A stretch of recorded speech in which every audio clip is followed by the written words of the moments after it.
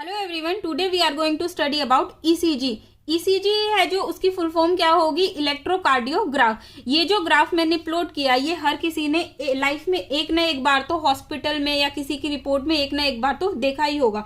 आज हम इस ग्राफ को डिटेल में स्टडी करेंगे। हम देखेंगे कैसे हार्ट की एक्टिविटी जो है वो पेपर पे रिप्रेजेंट की जाती है, उसका ग्राफ कैसे प्लॉट करते हैं, कब कौन सा इवेंट होता है। इससे पहले हम समराइज कर लेते हैं कि हमने हार्ट के बारे में क्या क्या पढ़ लिया है। हमने पढ़ा है कि हार्ट जो है वो ऑटो एक्साइटेबल नेचर का है, मायोजेनिक है, मीजोडर्मल ओरिजिन का, 4 चैम्बर है, 2 एट्रिया, 2 वेंट्रिकल, एट्रिया स्मॉल होते हैं, वेंट्रिकल्स जो है वो लार्ज होते हैं।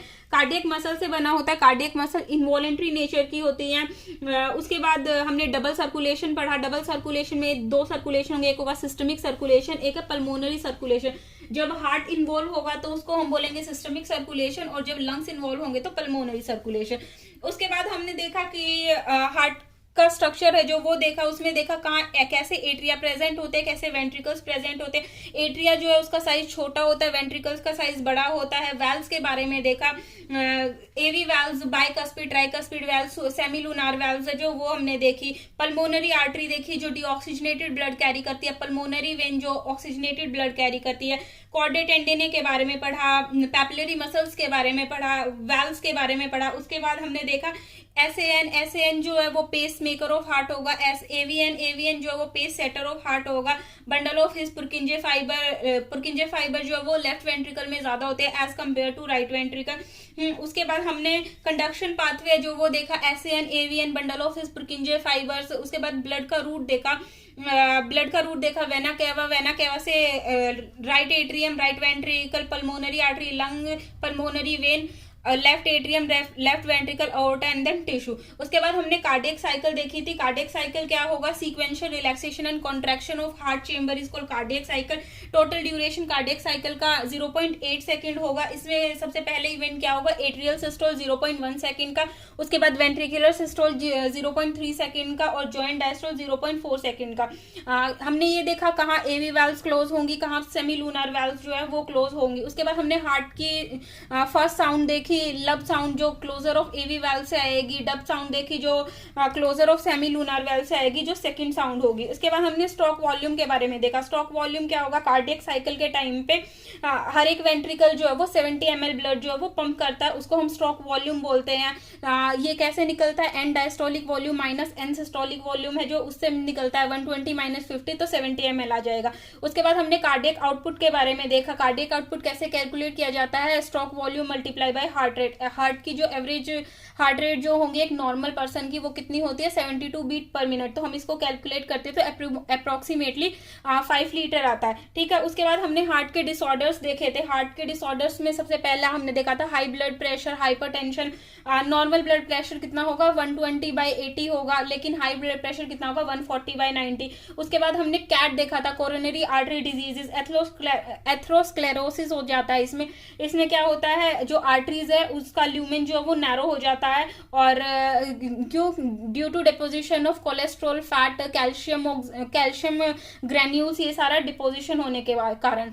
उसके बाद एंजाइना देखा, एक्यूट चेस्ट पेन होगा। ये जो एंजाइना ये ऑक्सीजन की डेफिशिएंसी से होगा। उसके बाद हमने 3 टर्म्स पढ़ी थी, हार्ट फेलियर, कार्डियक अरेस्ट और हार्ट अटैक। हार्ट फेलियर क्या होगा, जब हमारा हार्ट जो है वो ब्लड पंप नहीं कर पाता है एडिक्वेट अमाउंट में, तो वो हार्ट फेलियर होता है। उसके बाद कार्डियक अरेस्ट होता है जब हार्ट जो है वो बीट करना बंद कर देता है, स्टॉप बीटिंग। और हार्ट अटैक कौन सा होता है, sudden death of heart muscle. ये सब हम कवर कर चुके हैं। अगर आपने इनमें से कुछ भी मिस किया है तो आप वो वीडियोस जाके देख सकते हैं। आज हम फर्दर प्रोसीड करते हैं ईसीजी के बारे में। आज हम फर्दर प्रोसीड करेंगे ईसीजी के बारे में। ईसीजी के बारे में हम पढ़ेंगे ईसीजी क्या होता है, electrical activity of heart chamber. Heart के चेंबर्स की जो इलेक्ट्रिकल एक्टिविटी होती है उसको हम बोलते हैं ईसीजी। ईसीजी की फुल फॉर्म होती है इलेक्ट्रोकार्डियोग्राफ। ठीक है। अच्छा, इसमें 2 चीजें होती हैं, इलेक्ट्रोकार्डियोग्राफ। ये जो इलेक्ट्रोकार्डियोग्राफ होता है ये मशीन होती है, और दूसरा होता है इलेक्ट्रोकार्डियोग्राम,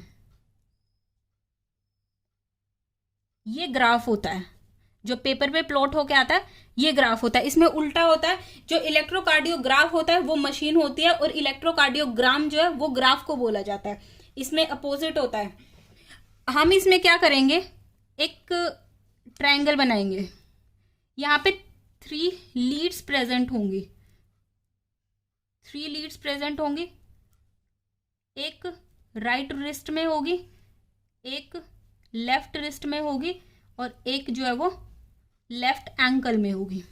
तो हम यहाँ पे एक ट्रायंगल बनाते हैं, लेफ्ट एंकल, राइट रिस्ट और लेफ्ट रिस्ट। इसको बोला जाता है एल्टोनियन ट्रायंगल। एल्टोनियन ट्रायंगल क्यों बोला जाता है, क्योंकि ये जो ट्रायंगल है ये किसने दिया था, एल्टोनियन नाम के साइंटिस्ट ने दिया था, इसीलिए इसको एल्टोनियन ट्रायंगल बोला जाता है। इसमें 3 लीड्स है जो वो लगती है। 3 लीड्स कहाँ पे लगेगी, एक राइट रिस्ट में लगेगी, दूसरी लेफ्ट रिस्ट में लगेगी, और एक जो है वो लेफ्ट एंकल में लगेगी। और 6 लीड्स जो है, 6 लीड्स जो है वो चेस्ट में लगती है। 6 लीड्स जो है वो कहाँ लगेंगी, चेस्ट में लगेंगी। इससे हार्ट की जो एक्टिविटी है वो ग्राफ में शो होगी, मशीन में इलेक्ट्रोकार्डियोग्राफ है जो उसमें शो होगी। अब हम यहाँ पे सबसे पहले क्या देखते हैं, ये ग्राफ जो है वो कुछ ऐसा आता है। पहले ये पी वेव होती है, फिर QRS वेव होती है, और देन टी वेव होती है। इसमें सबसे पहले आती है पी वेव। पी वेव जो है वो क्या करेगी, depolarisation of atria. Cardiac cycle जब होगी तो हमने एट्रियल सिस्टोल पढ़ा था। एट्रियल सिस्टोल जब पढ़ा था तो जब भी हमारे both the atria contracted, both the atria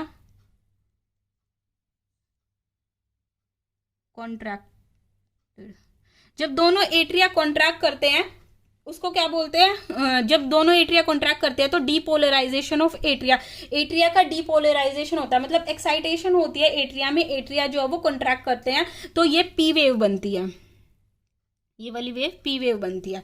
उसके बाद आता है QRS कॉम्प्लेक्स। QRS कॉम्प्लेक्स जो है वो ऐसे होगा, और उसके बाद QRS कॉम्प्लेक्स है जो ये क्या शो करता है, depolarisation of ventricle. Depolarisation of ventricle मतलब के बोथ द वेंट्रिकल्स कॉन्ट्रैक्टेड। इसको हम एट्रियल सिस्टोल भी बोल सकते हैं, एट्रियल सिस्टोल। इसको हम वेंट्रिकुलर सिस्टोल भी बोल सकते हैं, वेंट्रिकुलर सिस्टोल। और अभी आता है टी वेव। टी वेव जो है वो क्या होगा, रिपोलराइजेशन ऑफ वेंट्रिकल, मतलब रिलैक्सेशन ऑफ वेंट्रिकल्स। वेंट्रिकल्स जो है वो रिलैक्स कर जाएंगे, तो इसको हम क्या बोल सकते हैं, वेंट्रिकुलर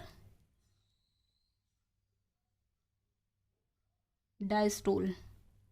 सिस्टोल का मतलब कॉन्ट्रैक्शन होना और डायस्टोल का मतलब रिलैक्सेशन होना। ठीक है, तो पी वेव जो है वो क्या रिप्रेजेंट करती है, एट्रियल सिस्टोल रिप्रेजेंट करती है। QRS वेव जो है वो रिप्रेजेंट करती है वेंट्रिकुलर सिस्टोल, और टी वेव जो है वो रिप्रेजेंट करती है वेंट्रिकुलर डायस्टोल। ठीक है, अब यहाँ पे अब ये वाला जो कॉम्प्लेक्स है ये यहां से लेके यहां तक ये होता है PR कॉम्प्लेक्स। PR कॉम्प्लेक्स होता है, और यहां से लेके यहां तक का जो होता है ये Q से लेके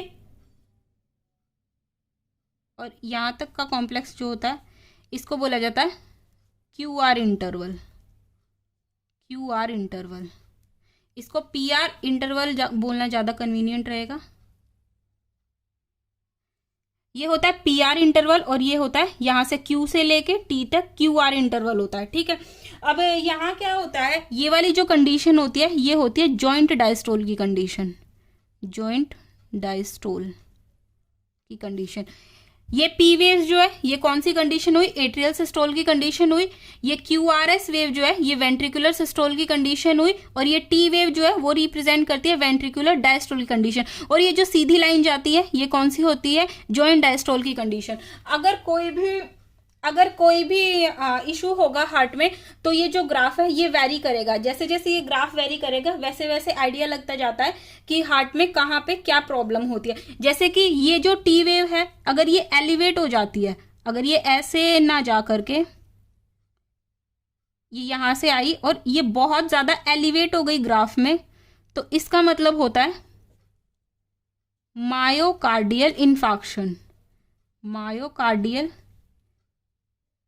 इन्फाक्शन। मायोकार्डियल इन्फाक्शन मतलब के हार्ट अटैक, हार्ट अटैक की कंडीशन होती है। मायोकार्डियल इन्फाक्शन हार्ट अटैक की कंडीशन होती है। ये हमने कवर कर लिया है। उसके बाद कुछ और भी आते हैं, बट वो आपको स्टडी करने की जरूरत नहीं है, और भी बहुत सारी चीजें पता लगाई जा सकती है। बस हम ये देख लेते हैं जो QRS कॉम्प्लेक्स है, इसकी काउंटिंग जो है, इसकी काउंटिंग करके हम हार्ट रेट पता कर सकते हैं। ऐसे ऐसे ECG बने होते हैं। उसके बाद फिर वापस स्टार्ट हो जाता है।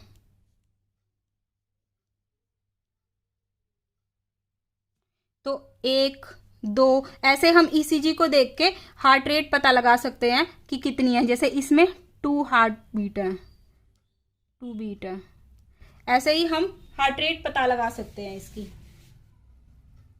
एक इंडिविजुअल की हार्ट रेट जो है वो पता लगा सकते हैं ऐसे इससे। ये हमारा कंप्लीट हो गया ECG बस इतना ही है, बाकी ECG में और कुछ नहीं है। हम एक बार समराइज कर लेते हैं ECG क्या होता है। ECG होती है इलेक्ट्रोकार्डियोग्राफ। इलेक्ट्रोकार्डियोग्राफ एक मशीन होती है और इलेक्ट्रोकार्डियोग्राम जो है वो एक ग्राफ होता है। इसमें क्या है, 3 लीड्स लगती हैं। एक लीड जो है वो राइट रिस्ट में लगेगी, दूसरी लीड जो है वो लेफ्ट रिस्ट में लगेगी, और एक लीड जो है वो लेफ्ट एंकल में लगेगी।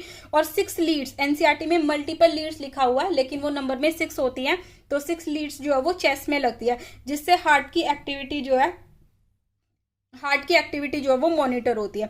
इसमें क्या होता है, सबसे पहले पी वेव आती है। पी वेव जो है वो क्या शो करती है, डीपोलराइजेशन ऑफ एट्रिया। दोनों एट्रिया जो है वो क्या करेंगे, कॉन्ट्रैक्ट करेंगे, एक्साइट होंगे, कॉन्ट्रैक्ट करेंगे, तो एट्रियल सिस्टोल भी हम इसको बोलेंगे। उसके बाद QRS वेव जो है वो क्या करेगी, वो क्या शो करेगी, वेंट्रिकुलर सिस्टोल शो करेगी। वेंट्रिकुलर सिस्टोल मतलब के वेंट्रिकल्स जो है वो कॉन्ट्रैक्ट करेंगे। और उसके बाद टी वेव जो है वो शो करेगी repolarisation of ventricle. Repolarisation of ventricle क्या होता है, रिलैक्सेशन ऑफ वेंट्रिकल्स होता है। ठीक है, वेंट्रिकल्स जो है वो रिलैक्स हो जाते हैं। ठीक है, अगर टी वेव ज्यादा एलिवेट हो जाती है तो इसका मतलब क्या होता है, मायोकार्डियल इन्फाक्शन, मतलब कि हार्ट अटैक के चांस होते हैं अगर ये क्या हो गई, अगर ये ज्यादा एलिवेट हो गई तो। ठीक है, अच्छा, जब कोई भी अगर इस ग्राफ में कोई भी चेंज आता है तो मतलब हमारे हार्ट में कोई ना कोई इशू है। इस ग्राफ से हम हार्ट का इशू जो है वो पता लगा सकते हैं।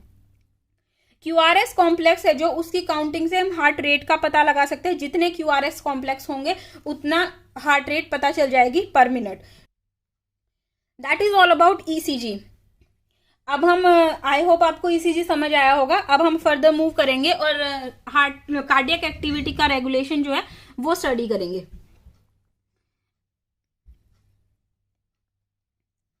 अब इस पार्ट में क्या है, इस पार्ट में है कुछ थोड़ी बहुत नॉलेज जो है इसमें नर्वस सिस्टम की आएगी।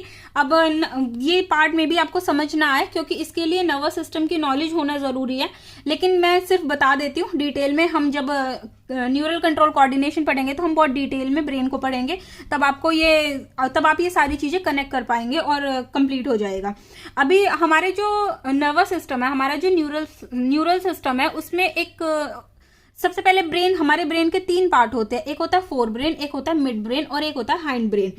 जो हाइंड ब्रेन है उसका एक पार्ट होता है मेडुला ओब्लोंगाटा। मेडुला ओब्लोंगाटा जो है वो क्या करेगा, मॉडरेट करता है कार्डियक एक्टिविटीज को, कार्डियक के फंक्शन को, किसके थ्रू, ऑटोनॉमिक नर्वस सिस्टम के through. Autonomic nervous system peripheral nervous system का पार्ट है। आई नो आपको कुछ समझ नहीं आ रहा होगा, जिन्होंने पहले नहीं पढ़ा है उनको समझ नहीं आएगा क्योंकि ये नर्वस सिस्टम का पार्ट है। ठीक है, तो आप सिर्फ एक बार देख लीजिए, उसके बाद हम नर्वस सिस्टम में भी ये रिपीट करेंगे।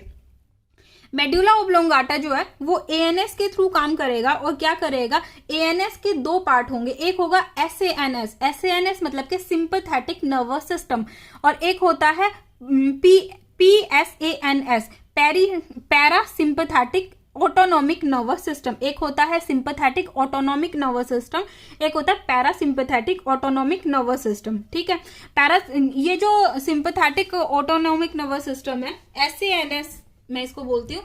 SAS जो है इसको हम कैसे याद रखेंगे ट्रिक से, 3F की कंडीशन। 3F की कंडीशन में क्या होगा, फाइट, फ्लाइट या फिर फियर की कंडीशन होती है। यहाँ पे फाइट की, फ्लाइट की और फियर की कंडीशन होती है। इसको 3F से याद रखते हैं, ठीक है। यहाँ पे क्या होता है, इमरजेंसी हार्मोन, इमरजेंसी हार्मोन है जो वो रिलीज होते हैं, कहाँ से रिलीज होते हैं, फ्रॉम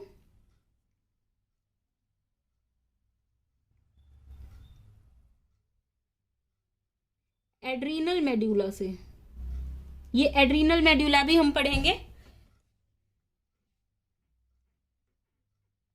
ये एड्रीनल मेड्यूला भी हम हार्मोन वाले चैप्टर में पढ़ेंगे, एंडोक्राइन सिस्टम में पढ़ेंगे। ये एक एंडोक्राइन हार्मोन रिलीज करते हैं, एंडोक्राइन ग्लैंड है, एंडोक्राइन हार्मोन रिलीज करते हैं। एंडोक्राइन हार्मोन कौन से, जो इमरजेंसी हार्मोन होते हैं वो कौन से होते हैं, एपिनेफ्रिन और नॉर एपिनेफ्रिन। ये जो एपिनेफ्रिन और नॉर एपिनेफ्रिन है, इनको कैटेकोलामाइंस भी बोला जाता है। इतनी डिटेल में अभी मत जाइए, हम जब न्यूरल कंट्रोल कोऑर्डिनेशन और केमिकल कोऑर्डिनेशन पढ़ेंगे तो आपको ये सब समझ आ जाएगा, क्या एपिनेफ्रिन होता है, क्या नॉर एपिनेफ्रिन होता है। बस इतना याद रखिए कि ये इमरजेंसी हार्मोन होते हैं। अब इमरजेंसी हार्मोन होते हैं तो ये क्या करेंगे, ये हमारे हार्ट, ये क्या करते हैं, ये हार्ट बीट जो है उसको इंक्रीज कर देते हैं, तो हार्ट रेट इंक्रीज होगी। अगर हार्ट रेट इंक्रीज होगी तो क्या होगा, स्टॉक वॉल्यूम भी इंक्रीज होगा, स्टॉक वॉल्यूम इंक्रीज होगा तो कार्डियक आउटपुट भी इंक्रीज होगा। बस इतना पढ़ना है। उसके बाद ये जो पैरासिम्पथेटिक नर्वस सिस्टम होता है, ये कौन सी कंडीशन होती है, रेस्ट एंड डाइजेस्ट की कंडीशन होती है, रेस्ट एंड डाइजेस्ट की कंडीशन होती है। यहाँ पे क्या होता है, हार्ट रेट जो है वो कम होती है क्योंकि चिल मोड ऑन होता है, तो हार्ट रेट कम होती है, स्टॉक वॉल्यूम भी कम होगा और कार्डियक आउटपुट भी कम होगा। अभी उस टाइम पे बहुत नर्वसनेस फील होती है, दिल है जो वो बहुत तेजी से धड़कना शुरू होता है, तो ये उस टाइम पे हमारी बॉडी जो है वो इमरजेंसी हार्मोन है जो वो रिलीज करती है, तो उस टाइम पे हमारा सिंपैथेटिक नर्वस सिस्टम काम कर रहा होता है। लेकिन जब हम एग्जाम देके निकल जाते हैं तो उस टाइम पे रेस्ट वाली कंडीशन होती है, फियर वाली कंडीशन खत्म हो जाती है, तो उस टाइम पे हमारे जो ब्रेन का PSANS पैरासिम्पैथेटिक नर्वस सिस्टम है जो वो काम कर रहा होता है, तो हार्ट रेट कम हो जाएगी, स्टॉक वॉल्यूम भी कम हो जाएगा और कार्डियक आउटपुट भी कम हो जाएगा, ठीक है। यहाँ पे क्या होगा, एक्शन पोटेंशियल है जो वो भी कम होता है, यहाँ पे एक्शन पोटेंशियल जो है वो ज्यादा होगा। ये इतना अभी के लिए सफिशिएंट है। आई होप आपको ये समझ आया होगा। ये थोड़ा सा डिफिकल्ट होगा समझना क्योंकि इसमें ब्रेन का कुछ पार्ट, कुछ नहीं सारा ही पार्ट ब्रेन का आता है। ये जब हम न्यूरल कंट्रोल कोऑर्डिनेशन पढ़ेंगे तो उसमें पढ़ेंगे। ये जो मैं एक लाइन बता देती हूँ, क्लास 11th का 21 चैप्टर जो है उसमें 321 पेज पे लास्ट वाला पैराग्राफ है हाइंड ब्रेन का। हाइंड ब्रेन में क्या लिखा हुआ है, इसकी लास्ट थर्ड लाइन है, the medulla contain centre which control respiration, cardiovascular reflex and gastric secretion. जो मेडुला है वो क्या करेगा, हमारा जो रेस्पिरेशन है वो भी कंट्रोल करता है, जो जितनी भी हार्ट एक्टिविटीज है वो भी कंट्रोल करता है, और जितना भी गैस्ट्रिक सिक्रीशन है, स्टमक सिक्रीशन है, वो भी क्या करेगा, कंट्रोल करेगा। बस इतना आप कवर कर लीजिए। अभी अगर नहीं समझ आए तो ये वाला पार्ट आप छोड़ सकते हैं क्योंकि ये वाला पार्ट हम आगे जब कोऑर्डिनेशन वाला चैप्टर पढ़ेंगे तो रिपीट करेंगे। और इसमें ECG है। हमारा हार्ट जो है वो कंप्लीट हो गया है। अब ये जो चैप्टर है इसमें आगे का कुछ पार्ट बचा है, ब्लड का पार्ट बचा है, इरेथ्रोब्लास्टोसिस फेटालिस बचा है, ब्लड ग्रुपिंग बचा है, वो हम जल्दी ही और आने वाली वीडियोज में कवर करेंगे। Thank you so much. I hope आपको वीडियो अच्छी लगी होगी, समझ भी आया होगा। अगर कोई इशू हो, कोई क्वेरी हो तो आप कमेंट बॉक्स में डाल सकते हैं।